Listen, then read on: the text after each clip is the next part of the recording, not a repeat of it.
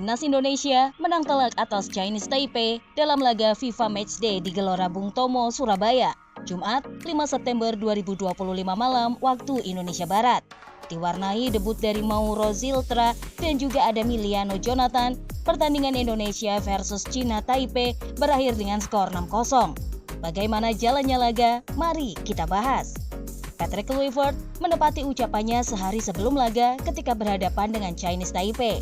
Ia menurunkan kombinasi pemain inti dan pelapis untuk menjaga keseimbangan tim sekaligus memberi kesempatan bagi wajah-wajah baru.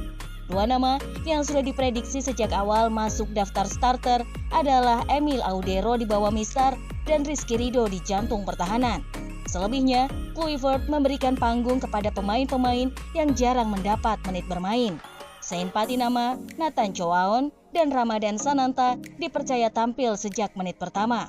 Nama Mark Locke juga kembali terlihat dalam daftar 11 awal setelah sempat absen menambah pengalaman di lini tengah.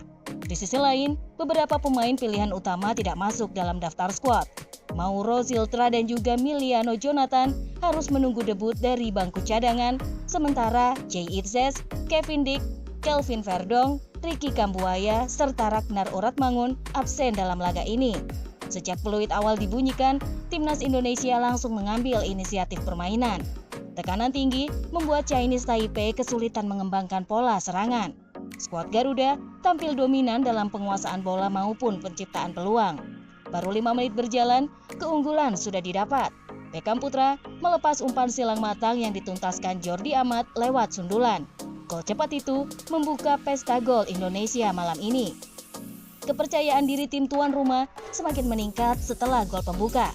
Pada menit ke-24, Egy Maulana Fikri melepaskan sundulan yang jatuh di kaki Ramadan Sananta. Tanpa kesulitan, sang striker menjebloskan bola untuk menggandakan skor menjadi 2-0. Hanya berselang 9 menit, Mark Locke menambah keunggulan lewat tembakan melengkung yang gagal diamankan kiper Huang Chiulin. 3 menit kemudian, Egy hampir menambah gol lewat sundulan yang mengenai Mistar. Namun, Yakob Sayuri memastikan Indonesia unggul 4-0 sebelum jeda dengan umpan tarik yang diselesaikan Eliano Reinders lewat tap-in. Memasuki paruh kedua, Kluivert melakukan rotasi. Yakob Sayuri ditarik keluar dan digantikan Sandy Walsh. Pergantian ini justru menambah daya dobrak Timnas Indonesia yang tetap agresif meski sudah unggul jauh.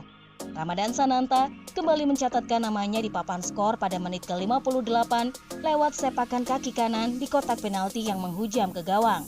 Hanya 2 menit berselang, Sandy Walsh menambah gol ke-6 setelah menyambar bola di depan gawang.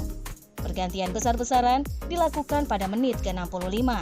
Marcelino Ferdinand menggantikan Egy, Mauro menggantikan Sananta sekaligus menjalani debutnya, dan Tom Haye masuk untuk Nathan Choaon. Tak lama kemudian, Miliano Jonathan juga merasakan debutnya dengan masuk menggantikan Beckham Putra. Meski Jordi Amat sempat diganjar kartu kuning akibat pelanggaran, Indonesia tetap menguasai permainan hingga akhir. Stefano Lillipali masuk menggantikan Eliano Reinders pada menit ke-81 sebagai pergantian terakhir. Hingga peluit panjang dibunyikan, skor telak 6-0 untuk kemenangan Timnas Indonesia tidak berubah. Kemenangan besar tersebut terasa istimewa karena didapat dengan kombinasi formasi baru dan rotasi pemain. Sejumlah nama inti seperti Jay Itzes, Ricky Kambuaya, hingga Kelvin Verdong disimpan, tetapi performa Indonesia tetap solid. Para pemain menunjukkan intensitas dan eksekusi rencana yang sesuai dengan apa yang diinginkan pelatih. Bagi Kluivert, kemenangan ini bukan sekedar angka di papan skor.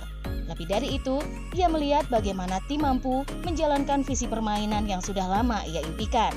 Momentum ini pun diyakini bisa menjadi pondasi penting untuk membangun rasa percaya diri dari tim dalam menatap laga-laga berikutnya. Gimana football lovers? Puas dengan performa timnas? Jangan lupa komen di bawah ya.